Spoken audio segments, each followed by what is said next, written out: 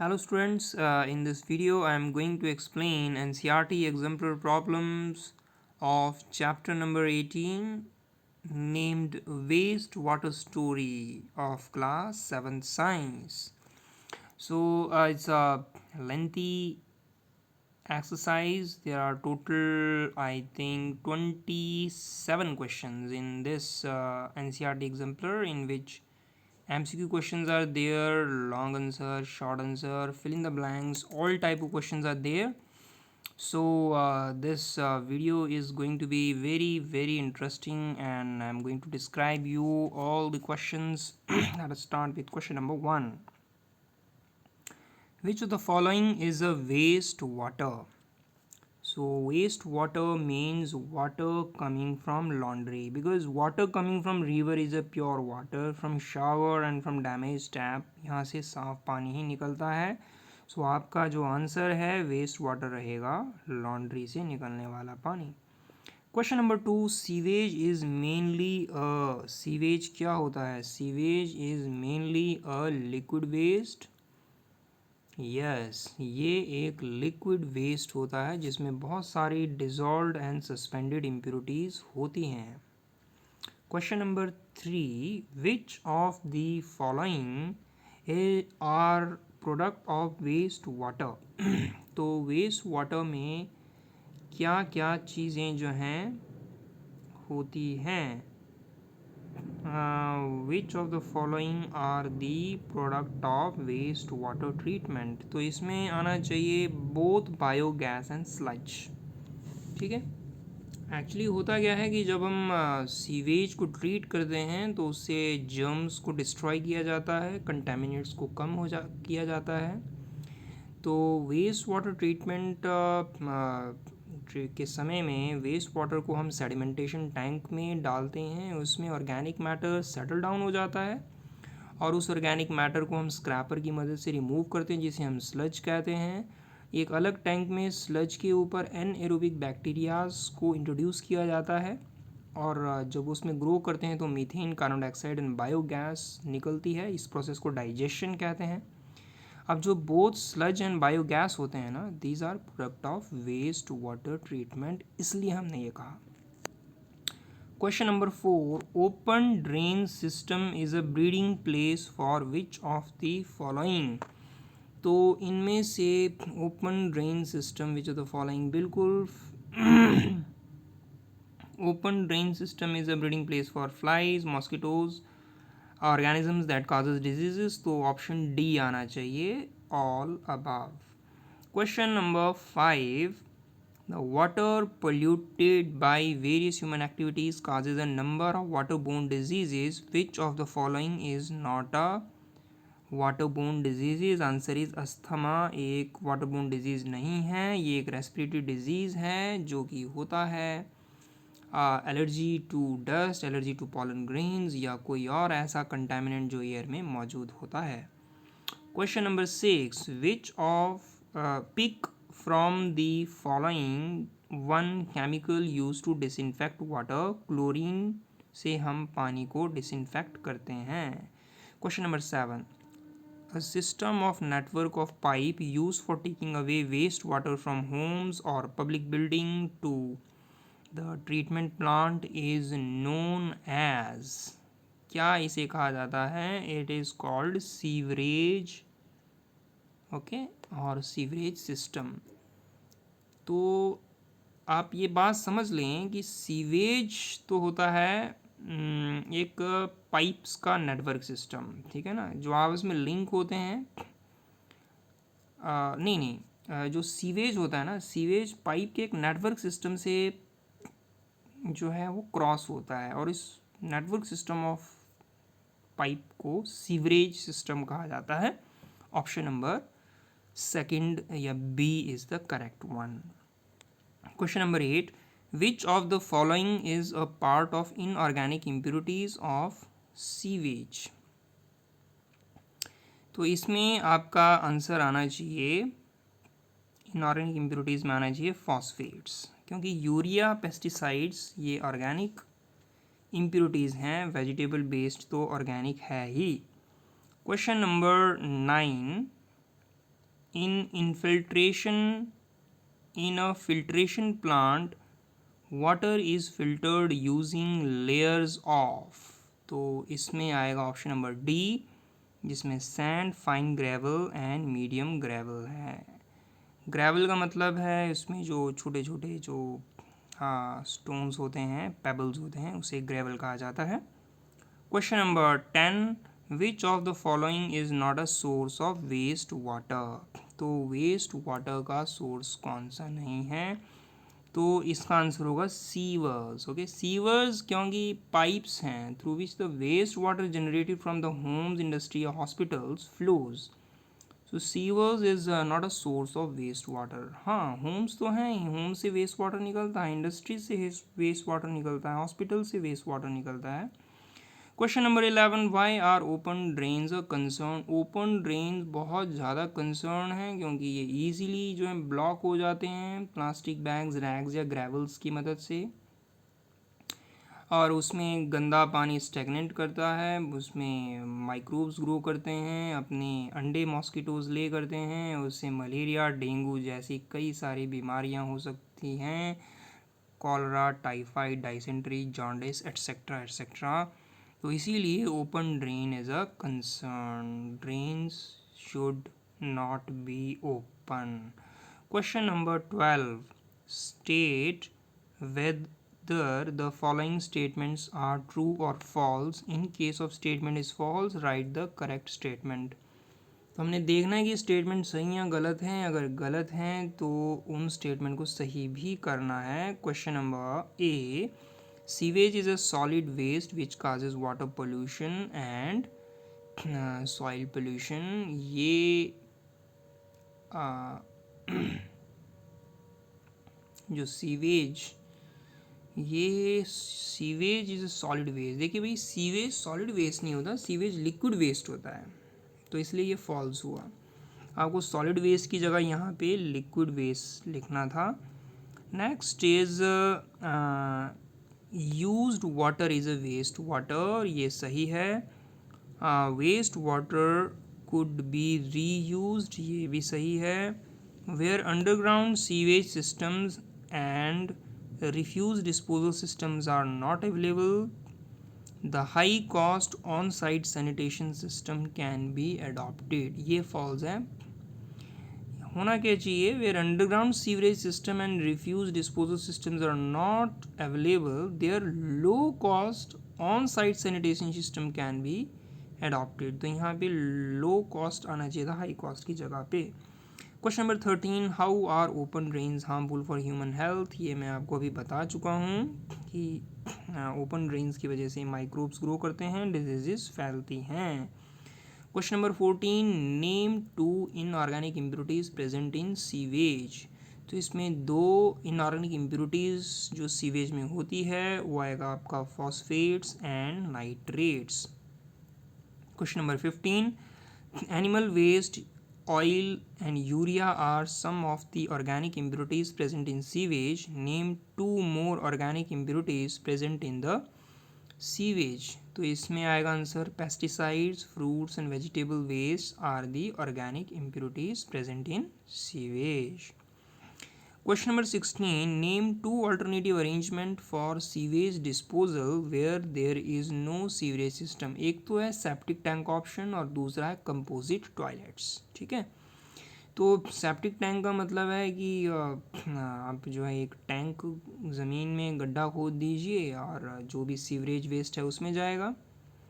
Composting toilets का मतलब है ड्राई टॉयलेट्स, जिसमें कि हम एरोबिक बैक्टीरियाज को जो है अलाउ करते हैं एक्सक्रीटा के ऊपर ग्रो करने के लिए। Composite toilet is a dry toilet that predominantly uses aerobic processing system that treats excreta and very less amount or very small volume of flush water is used in the aerobic decomposition. Question number 17 पे हम आ रहे हैं, a man traveling in a train threw an empty packet of food on the platform. Do you think this is a proper waste disposal method? Elaborate. ये बिल्कुल सही नहीं है. One must always put the waste in a nearby dustbin, and if it is not there, then we should carry it until a proper place to dispose it of is found. Question number 18. Why should we not throw used tea leaves into sink? देखिए, जो used tea leaves should not be thrown in the kitchen sinks because it clogs the drains and prevent free flow of oxygen that interfere with the decomposition process. So it should be thrown in the dustbin. Next is cooking oil and fat down the drain. So cooking oil and fat should also be not disposed of down the drains because as these get hardened, it blocks the pipes, so reduces the flow of water. It results in stagnant water. It provides breeding ground for mosquito and flies, and it spreads infectious diseases. Match the following. Inorganic impurities, इसे match करेंगे हम nitrate and phosphate के साथ. Organic impurities, pesticide and herbicide, nutrients, phosphorus and nitrogen, and bacterias. Cholera and typhoid are bacterial diseases. Next question number 20. यहाँ पर आपको एक jumbled sequence दी गई है वेस्ट वाटर ट्रीटमेंट प्लांट के ऊपर, और हमने इसको सीक्वेंस में अरेंज करना है. तो आप देखिएगा ध्यान से, जब आप इसे पढ़ेंगे तो आपको पता लगेगा कि वेस्ट वाटर ट्रीटमेंट प्लांट में हम सबसे पहले large objects like plastic bags, these are removed by passing the waste water through bar screen. सबसे पहले बड़े ऑब्जेक्ट्स को हटा दिया जाता है बार स्क्रीन की मदद से. इसके बाद waste water enters the grid and sand removal tank, और इसके बाद जाता है ये यहाँ पे ऑप्शन नंबर डी में. Sand, grit and pebbles are made to settled by decreasing the speed of incoming waste water. इसके बाद water is made to settle चौथे नंबर पे in a large tank with a slope in the middle, और last में sludge is scraped out and schemer removes the floating grease. तो ये इसकी सीक्वेंस होनी थी. Question number 21. The 3 statements are provided here which defines the term. तो आपको बताना है कि इसमें स्लज की डेफिनेशन कौन सी है. The settled solids that are removed in waste water treatment with the scraper is called sludge. आगे हैं वेस्ट वाटर. तो वेस्ट वाटर का मतलब है water from the kitchen use for washing dishes is waste water. इसके बाद है sewage. Sewage is a waste water release from the homes, industries, hospitals and other public buildings. Question number 22. A mixture in water contains suspended solids, organic impurities, inorganic impurities. Inorganic impurities: A, nutrients; B, disease causing bacteria and microbes. So give the name for X, A and B. तो देखिएगा X तो है sewage, है ना. Mixture sewage in a waste water contains suspended solids, organic impurities. अब अगला है ए. क्या है? ए है इनऑर्गेनिक इम्प्यूरिटीज़. इनऑर्गेनिक इम्प्यूरिटी में आते हैं नाइट्रेट, फॉस्फेट्स एंड मेटल्स. फिर बी में न्यूट्रिएंट्स. तो न्यूट्रिएंट्स में आते हैं फॉस्फोरस एंड नाइट्रोजन. तो ये क्वेश्चन भी सॉल्व हो गया. Question number 23. यहाँ पे पूछा गया है what are the different type of inorganic and organic impurities generally present in sewage. Sewage में कौन कौन सी ऑर्गेनिक एंड इनऑर्गेनिक इम्प्यूरिटीज़ होती हैं? अभी बताया था इनऑर्गेनिक इम्प्यूरिटीज़ होती हैं nitrate, phosphates and metal ions. Organic impurities में आ जाएंगे fruits, vegetable waste, oil, urea, human faeces, animal waste, pesticides, herbicides etcetera. Question number 24. The terms sewage, sewer, sewerage are interlinked with each other. Can you explain how? देखिए जी, sewage होता है waste water that flows down the drain of houses, industries, hospitals and offices. Rain water that runs down the streets during storms or heavy rain also adds to the sewage. This is because rainwater falls on the rooftops and roads and carries harmful substances with it. The dissolved and suspended rainwater falls on the dissolved and suspended solid impurities present in sewage are called contaminants. और contaminants में होती हैं organic and inorganic impurities, nutrients, disease causing bacterias, microbes. अब जो sewage है goes down through a system of pipe called sewers. तो sewer क्या है? Sewer is a underground pipe for carrying of drainage water and waste matter. And sewers are interlinked with each other to form a network called sewerage system. तो ये सारे आपस में जुड़े हुए हैं. क्वेश्चन नंबर 25 आपको फिल इन द ब्लैंक्स का क्वेश्चन है. तो a very dash number of people defecate in the open. तो यहाँ पर आएगा very large number of people and it may cause dash pollution. तो इसकी वजह से हो सकता है water pollution and sand pollution, soil pollution. Both surface water and ground water, यहाँ पे आएगा ground water gets polluted and dash water is the source for wells, tube wells. So dash water माने कि ground water है ना. So ground water again आना चाहिए. Ground water is the source for well, tube wells and hand pumps आना चाहिए यहाँ पे, ये hand pumps.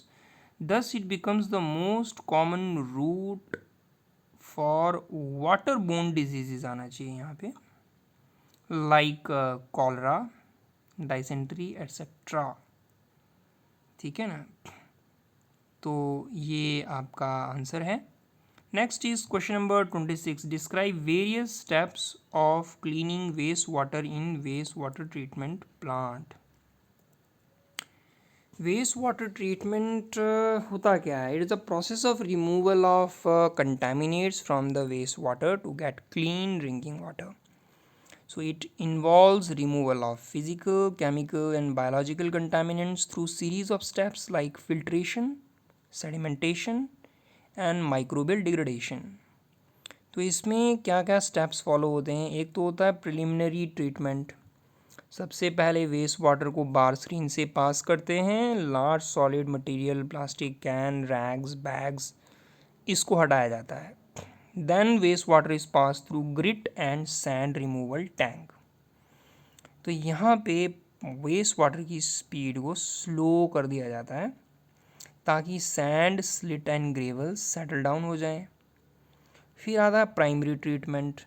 अब प्राइमरी ट्रीटमेंट में waste water is made to pass through sedimentation tank where organic matter like ficus settle down at the bottom. So it is removed with the help of scraper and water so obtained is clarified. इसके बाद आती है secondary treatment. Secondary treatment biological process है. यहाँ पे organic matter broken down हो जाता है. किसकी मदद से? बैक्टीरियाज की मदद से, जो कि बायोगैस रिलीज़ करते हैं. उससे इलेक्ट्रिसिटी या फ्यूल प्रोड्यूस होती है. तो bacteria, protozoa and worms feed on the organic matter which tend to form clumps of humus like material which settle at the bottom. अब फोर्थ स्टेप में है फाइनल क्लीनिंग एंड डिसइंफेक्शन. तो water is remove from the top, compressed air is passed through it. Disinfectants such as chlorine and ozone gas are added to kill the microbes, and this treated water is finally released into natural water bodies like lakes and rivers. So it's a lengthy process. It is given in your NCERT book. Question number 27. Think and suggest some ways to minimize waste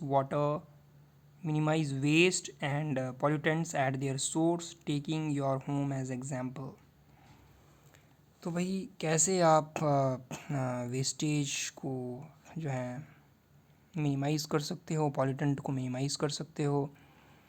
A lot of waste that we generate at home is thrown into the sink and flushed down the toilet. It gets added in the sewage. So sewage is generally treated before it being disposed of in a water body. In the same way, water body may be the source of water supply to the town. A few simple steps at home can minimize the strain, pressure which is imposed on water supply system in cleaning the water for our use. Number 1, food. Indian food contains lot of fat and oil, we know it, है ना? So leftover food material should not be thrown down the drain. It is very bad. It chokes the pipes. When pipes get hardened, it blocks the pipe. Okay, so the waste should be thrown only in the dustbin.